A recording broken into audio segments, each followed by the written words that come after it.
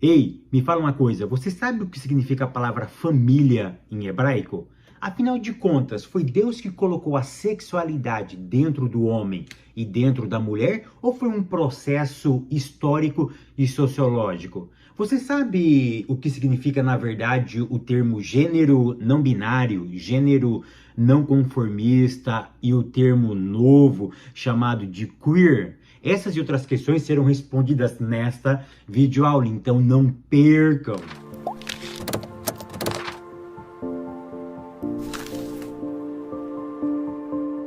A paz, queridos, que bom estarmos aqui novamente no nosso programa semanal da Escola Bíblica Dominical para darmos sequência à nossa série de estudos bíblicos baseado no tema Os Ataques contra a Igreja de Cristo. Para quem não me conhece, eu sou o pastor Fábio Segantin. Se você é novo por aqui, não perca essa oportunidade, porque aqui do lado tem um botãozinho vermelho, clica aqui e se inscreva, tá? Por quê? Porque toda semana tem um vídeo novo aqui, e se você for um inscrito, o YouTube vai lhe avisar quando eu postar um vídeo novo aqui no nosso canal. Não esqueça também de curtir esse vídeo, de deixar o seu comentário e de compartilhar, porque isso é muito importante. Você sabia que cada vez que você curte esse vídeo, o YouTube mostra para mais pessoas? Isso é muito importante, tá bom? Vamos lá, lição de número 6, que tem como título A Sutileza das Ideologias Contrárias à Família. E a leitura bíblica em classe se encontra no livro do Gênesis, capítulo 2, do verso 18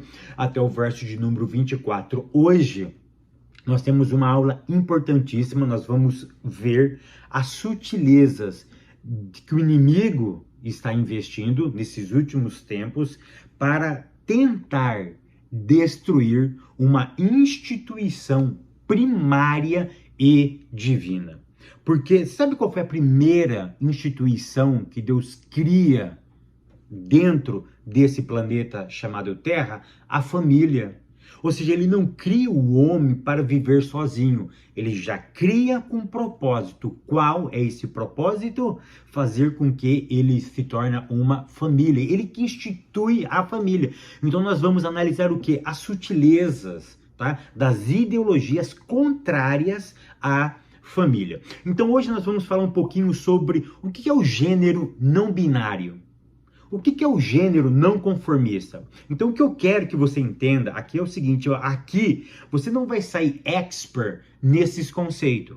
Você simplesmente, eu vou te passar aqui o quê? O prático, para que você possa ensinar na sua classe de forma prática e objetiva. A ideia aqui é as sutilezas para destruir ou para tirar o foco da família tradicional, tá bom? Vamos lá. Tópico primeiro, a família, um projeto de Deus. Ponto 1, a instituição divina. Quem é que cria a família? O próprio Deus. Aqui eu quero ensinar um segredo para vocês. Vocês sabem como que se chama ou o que significa a palavra família em hebraico? Família, a gente se pronuncia mispahá. Mispahá é família em hebraico. Mas é tão interessante que a palavra família em hebraico é mispahá. Então, mis começa com que consoante? Isso, o M. E o M em hebraico é mem. E você sabe o que significa a palavra mem dentro da semântica? Dentro da semântica, significa o seguinte, é a letra das águas. E águas, olha que interessante, antigamente as construções ou as cidades, as pessoas formavam as suas cidades perto do quê? Dos rios. Quanto mais próximo de um rio, era melhor aquela cidade. Por quê? Porque onde tem água, tem geração de produtos. A água tem a capacidade de gerar produtos, de gerar vida. Então, olha a ideia da palavra mispahá.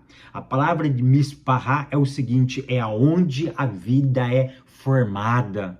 É aonde a vida é gerada. Então, olha que interessante. Família tem a ideia de gerar, de criar, de desenvolver o quê? Pessoas. Pessoas para quem? Pessoas para Deus e para a sociedade. Então, qual é o conceito de família? É geradora. A família é o lugar onde se gera pessoas que vão amar, que vão aprender a desenvolver, a conviver com o outro, vão aprender a resolver conflitos. No mesmo tempo que ele ama, ele odeia. Ou seja, porque são sentimentos humanos. Eu sei que são alguns sentimentos deturpados, mas isso faz parte por causa do pecado. E é na família onde nós vamos gerando pessoas amáveis, pessoas honestas, pessoas de boa índole. Então, família em hebraico significa aquilo que gera, geradora. Então, por isso que é uma instituição divina. Ou seja, Gênesis já nos fala isso. Deixará o homem, pai e mãe, e vai se unir a uma mulher. Ou seja, se instituiu a família. Quando Cristo, lá no capítulo 19 de Mateus, ele combate o divórcio, ele lembra do princípio. Ele diz, olha, aquilo que Deus uniu não separa o homem. O que Deus uniu? O que ele está se referindo? Ao matrimônio. Então, o matrimônio é uma instituição divina. E família não é um processo sociológico. Família é um processo divino. Eu vou repetir. Família não é um processo sociológico. Família não é uma invenção humanista, tá? Humana. Família é um ato criatório de Deus. Foi Deus que criou a família. Mishpachá é aquilo que gera. Ponto segundo, a célula máter da sociedade. Então, olha que interessante. Se família é geradora, é óbvio que ela é a célula máter da sociedade. Ela é a célula geradora de uma sociedade. Então, eu entendo o seguinte, que não existe sociedade sem família. Para ter família, para ter sociedade, precisa ter família. Nenhuma sociedade é constituída sem família. Se acaba a família, acaba a sociedade. Por exemplo, você quer destruir o reinado de um rei, de um presidente, destrói a família dele. Se você destruir a família, você quebra o reinado dele. Você quer destruir um pastor? Destrói a família dele. Ou seja, se você destruir a família dele, você tira a estabilidade dele. Ou seja, aí você vai destruir ele. Ou seja, então a sociedade é a mesma coisa. Quer destruir a sociedade? Destrói a família. Destruindo família, destrói sociedade. Por quê? Porque é na família onde nós aprendemos a nos relacionar. É na família onde nós temos o primeiro contato de amor, o primeiro contato de brigas, de desentendimento. E é dentro da família que eu aprendo a resolver os meus conflitos. Então, se eu não aprender a resolver os meus conflitos dentro de casa, eu vou ter uma grande dificuldade de resolver os meus problemas lá fora. Então, por isso que a família é a célula mãe da sociedade. É a célula máter da sociedade. É nela porque eu sempre costumo dizer que a família, eu já disse isso em aulas passadas, é a única oficina modeladora do caráter de uma pessoa, porque é nela onde tudo inicia. O amor e o ódio nascem dentro da família. Ou seja, a capacidade de resolver conflitos está dentro da família. Então, se eu tenho uma família onde eu aprendo esses princípios, a chance de eu conseguir viver em sociedade de forma em paz ou, na verdade, tranquila, sabendo resolver os conflitos, vai ser enorme. Ponto 2. Fundamentos da família cristã. Ponto 1. O casamento monogâmico e heterossexual. Então, qual é o princípio do casamento monogâmico? O que é monogâmico? Ou seja, só pode ter um homem. Ou seja, a mulher só pode ter um homem e o homem só pode ter uma mulher. Não pode ter vários maridos e várias esposas. É apenas um. Esse é o princípio, tá bom? Outro princípio, heterossexual. O que é a palavra hétero? É o diferente. Ou seja, eu só posso casar com alguém do sexo diferente. Se sou homem, caso com uma mulher. Se sou uma mulher, caso com um homem. Esse é um princípio. Princípio dentro das Sagradas Escrituras. Mas o que eu quero trazer aqui para vocês é o seguinte.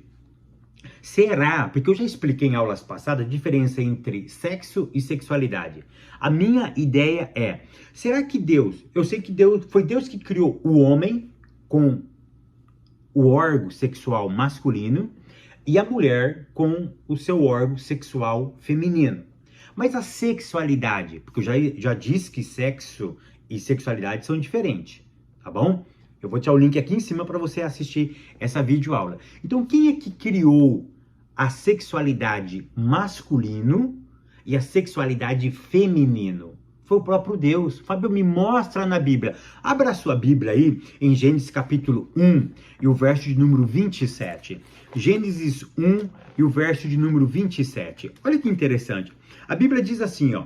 Gênesis 1, verso 27. E criou Deus o homem, a sua imagem. A imagem de Deus o criou.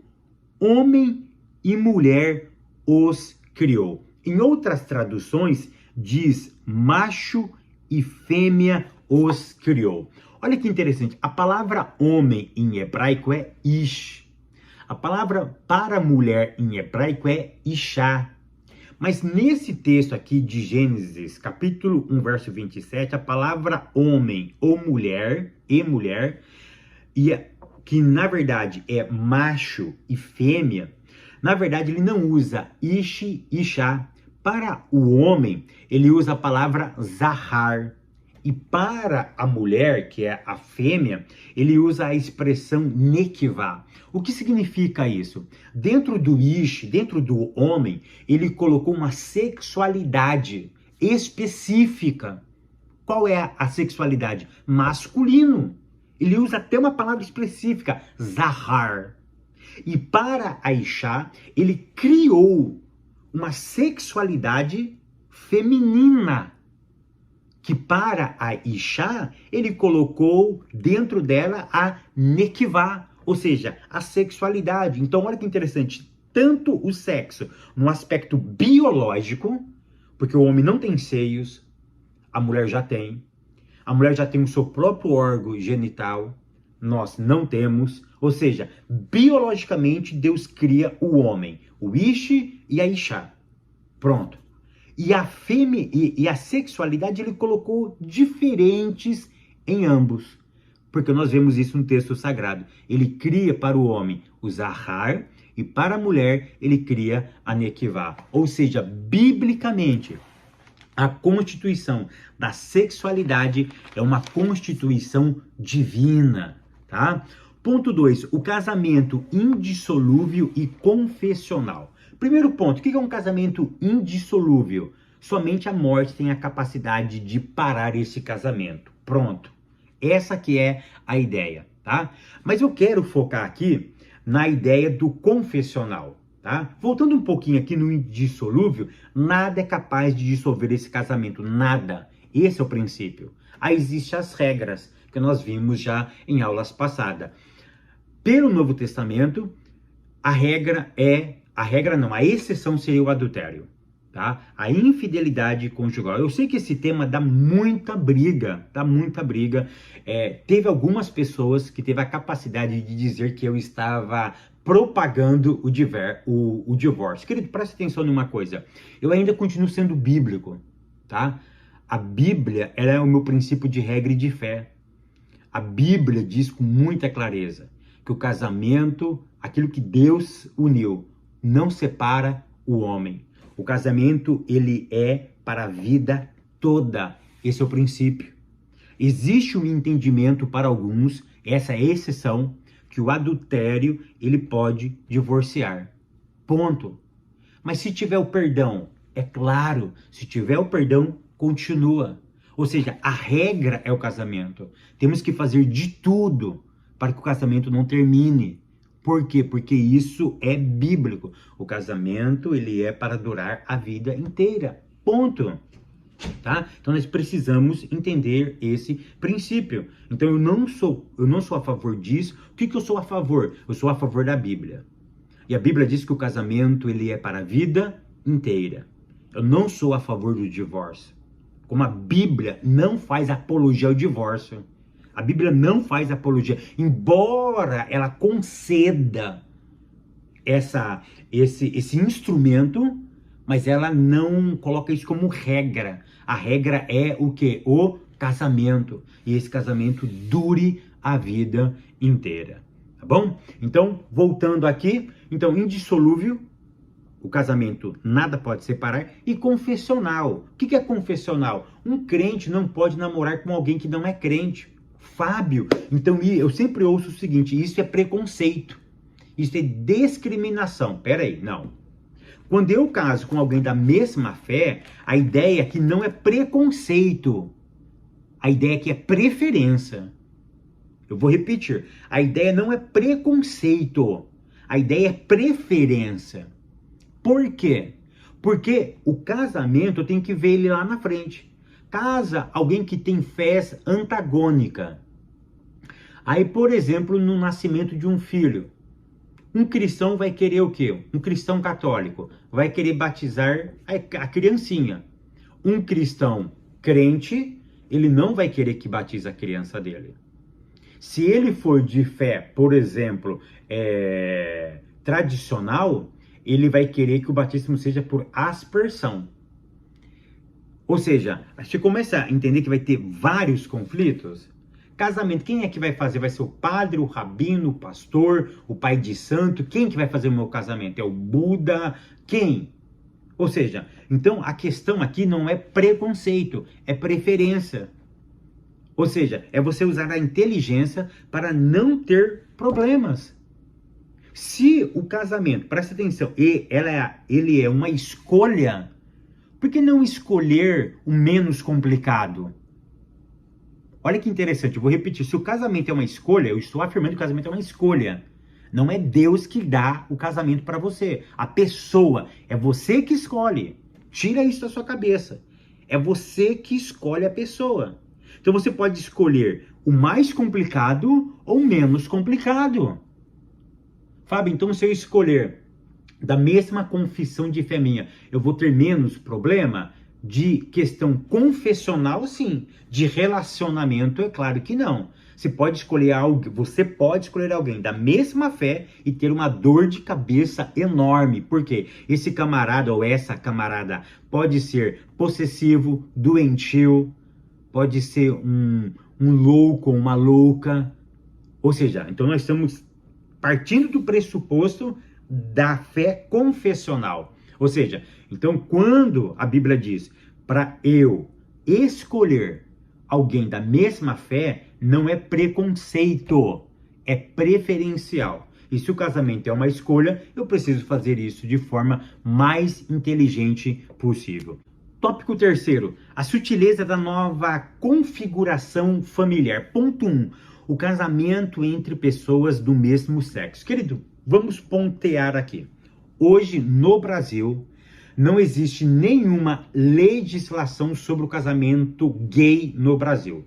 Não existe nenhuma lei, tá, fixada que regulariza esse casamento. O que aconteceu no Brasil foi o seguinte, que em maio, dia 5 de maio de 2011, o Supremo Tribunal Federal, ele reconheceu a união estável de pessoas do mesmo sexo. Ele reconheceu a união estável de pessoas do mesmo sexo. Foi isso que ele fez. Ele reconheceu união estável. O que é união estável? É aquela união que não foi colocada no papel, não foi no cartório, não registrou, mas as pessoas já vivem junto há muito tempo.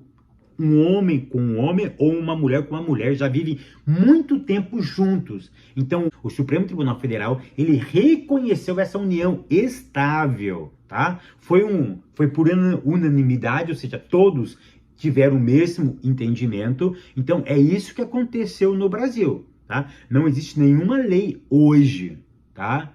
Não existe nenhuma lei. Aí, com essa decisão do Supremo Tribunal Federal, é claro que abriu precedentes, tá? E aí dentro de jurisprudência, que o Dr. Caramuru vai falar com muito mais propriedade, é só você dar uma olhadinha lá no canal do Dr. Caramuru, ele é juiz de direito, ele entende com muito mais eficiência isso. Aí tem o jurisprudência, tá? Ou seja, então, hoje, por exemplo, existe pessoas se casando no Brasil, tá? A partir desse entendimento. Aí depois, nenhum cartório mais pode proibir o casamento de pessoas do mesmo sexo, tá bom? Ou seja, isso é uma realidade. Não adianta, queridos, nós lutarmos contra a realidade. Não adianta. Tem pessoas que ficam bravas, não adianta. Essa é uma realidade, tá? O que nós precisamos fazer? Esse é o meu entendimento. É continuar pregando a palavra. Porque a palavra tem a capacidade de mudar vidas. É isso que nós precisamos entender. Nós precisamos continuar amando e pregando a palavra. Amar não é concordar, não é aceitar, mas é respeitar. E quando eu respeito, eu prego. Eu não concordo com o pecado, mas eu respeito aquele que está na prática do pecado. Eu preciso respeitar ele.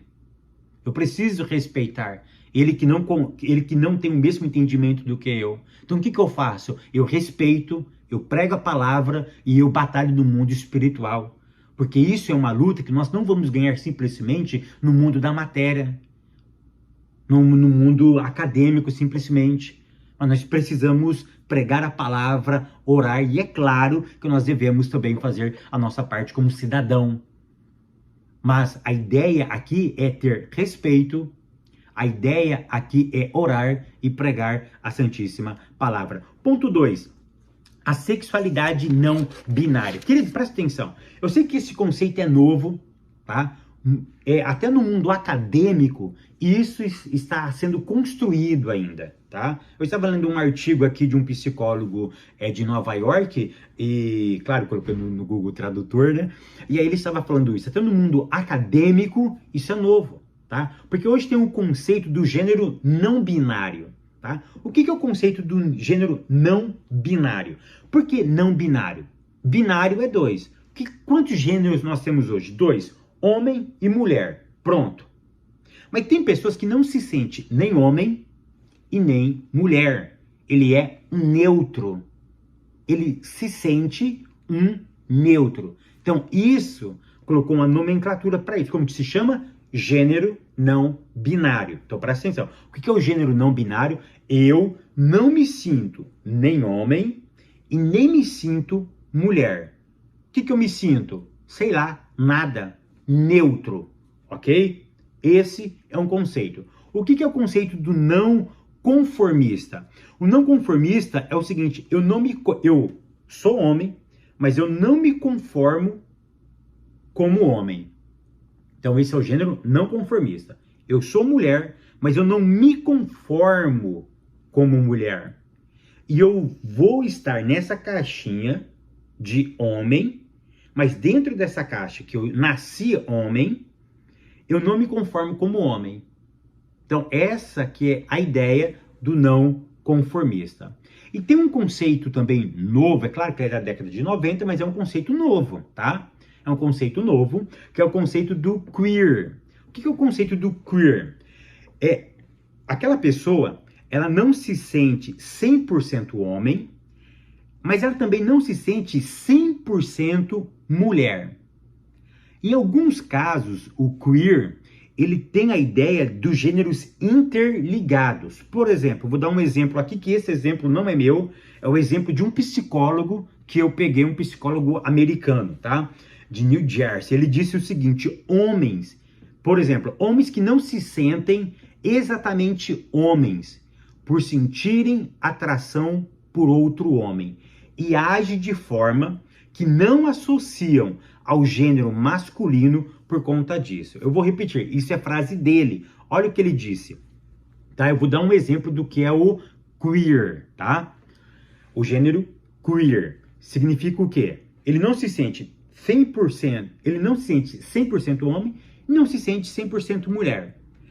Ele tem gêneros interligados. Então, olha que interessante. Isso é uma frase desse psicólogo, tá? Ele vai dar o exemplo do que é o gênero queer. Ele diz o seguinte: são homens que não se sentem exatamente homens. Por quê? Por sentirem atração por homens. E agem de forma que não associam ao gênero masculino por conta disso. Ou seja, esses são conceitos que estão sendo criado dentro da experiência humana. O que você precisa entender nesse ponto é o seguinte, que tudo isso daqui está baseado no sentimento. Ou seja, as pessoas não se sentem homem ou não se sentem mulher. Ou seja, ele está baseado no sentimento. Então, quando eu tenho a minha vida baseado apenas no meu sentimento, eu corro um grande problema. Por quê? Porque a minha vida precisa estar baseada no quê? Não apenas no sentimento. Por exemplo, que vamos trazer no mundo religioso, tem hora que eu não quero orar, mas a oração é indispensável. Tem coisas na vida, tem dia, por exemplo, que eu levanto e eu não quero ir trabalhar. O meu sentimento é de não ir para o trabalho. Mas se eu não for para o trabalho, o que acontece? Ou seja, não vai ter conta para pagar. Então tem vezes que eu não quero trabalhar. No geral, nós nascemos para trabalhar. Isso está na nossa Constituição. Mas tem hora que eu me sinto o contrário. Tem hora que nós se sentimos impotentes, incapazes. Ou seja, eu não posso viver somente por aquilo que eu sinto. Porque se eu andar simplesmente pelo meu sentimento, a gente vai fazer um monte de besteira na vida. Então a gente tem que andar por convicção. É aqui que entra a palavra de Deus. O que a palavra de Deus diz? A palavra diz que Deus criou. Ou seja, ele não errou. Porque a Bíblia vai dizer que o pecado ele veio para desfazer a nossa instituição. Ele veio desfazer e desfocar nós para onde nós estamos indo. Então o diabo vai trabalhar justamente no sentimento humano. E é nesse sentimento que ele está brincando. É nessa confusão mental. Então o que nós precisamos? Nós precisamos acreditar no que está escrito no texto. Se ele criou, pronto. É ato criatório dele. É igualzinho o trabalho. O trabalho é uma invenção divina. O trabalho, ele é uma criação divina. Ah, quando chegar lá no céu, eu quero pegar Adão, porque eu vou quebrar Adão. Eu vou bater em Adão porque ele criou o trabalho. Pera aí, porque tem hora que eu não quero trabalhar. Então, é até uma brincadeira, mas eu não posso andar só por sentimento. Eu preciso andar por convicção. Tá bom? Tópico 4, princípios bíblicos para uma família sólida. Ponto 1, o papel dos pais. Querido, o papel dos pais é fundamental. E qual é o papel dos pais? Ou um dos papéis? Por exemplo, é transmitir valores. Vou repetir aqui. Pais transmitem valores, mas a responsabilidade são dos filhos de andar nesses valores. Ponto. Simples assim. Filhos precisam fazer o quê? Cumprir os valores que os pais fazem. Os pais não podem fazer pelos filhos, porque o nosso autor disse o seguinte, que filhos que não... O que ele quis dizer foi o seguinte, filhos que não cumprem o princípio é porque os pais falharam. Espera aí. Nem sempre é assim. Então, se fosse assim, a parábola do filho pródigo. O pai daquele filho, eu já preguei sobre isso, tem até uma pregação minha, eu vou deixar aqui em cima, que aquele pai era exemplar. Mas o filho pediu a herança do pai vivo. Então aquele pai ensinou errado aquele menino? Aquele pai foi um péssimo pai? Porque o menino pega a herança e vai embora. Sabe uma das coisas que nós precisamos aprender na vida? Que na vida nem tudo sai do jeito que a gente planeja. Você cria os filhos, 2 filhos do mesmo jeito, mas ambos tomam caminhos diferentes. Por quê? Você ensina valores, mas a escolha é deles. É eles que decidem se abraça as verdades, os valores ou não. É claro que tem pais que pisam na bola. Eu sei disso. Mas não vamos aqui generalizar, não. Porque os filhos têm responsabilidade na escolha. Quando o pai ensina o princípio, ele tem que andar no princípio. Se ele não andar no princípio, a responsabilidade é dele. Ponto 2, o papel da igreja. Querido, presta atenção, igreja não educa filhos. Eu não posso transferir a responsabilidade educacional dos filhos, da família, para a igreja. Dos filhos para a igreja, tá? Mas é claro que a igreja tem uma grande responsabilidade também nisso, tá? Ela não é exclusivista, um órgão para criar filhos, mas ela também tem a função de educar e de orientar as famílias na melhor maneira possível. No meu ponto de vista, a igreja faz um papel fundamental. Quando eu falo igreja, eu falo a instituição física, tá? Ela tem um papel, assim, extraordinário. É claro que ela tem que melhorar muito ainda. Por exemplo, no meu ponto de vista, porque isso é bíblico, tá? Ela deveria ter também, porque nós vamos na igreja só para sentir Deus, sentir a presença, se emocionar, mas aí quando chega em casa a gente tem problema de relacionamento, problema emocional, problema financeiro, problema de empreendedorismo. Então a igreja, será que não podia falar um pouquinho também sobre dinheiro? Porque a Bíblia fala de dinheiro. A igreja não podia falar um pouquinho sobre empreendedorismo? Porque a Bíblia fala de empreendedorismo. A igreja não poderia falar um pouquinho sobre vida emocional? Porque a Bíblia fala sobre vida emocional. Será que ela não poderia falar com mais ênfase sobre vida sentimental?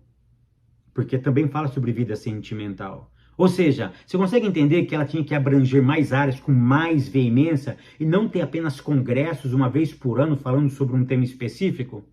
Então a igreja tinha que repensar um pouquinho sobre isso também. Por quê? Porque senão o diabo está aí com as suas sutilezas. E é com a palavra que a gente iremos vencer as sutilezas contra a família cristã. Que o Eterno continue te abençoando, te guardando, te prosperando. Eu te espero no próximo vídeo, querendo Deus.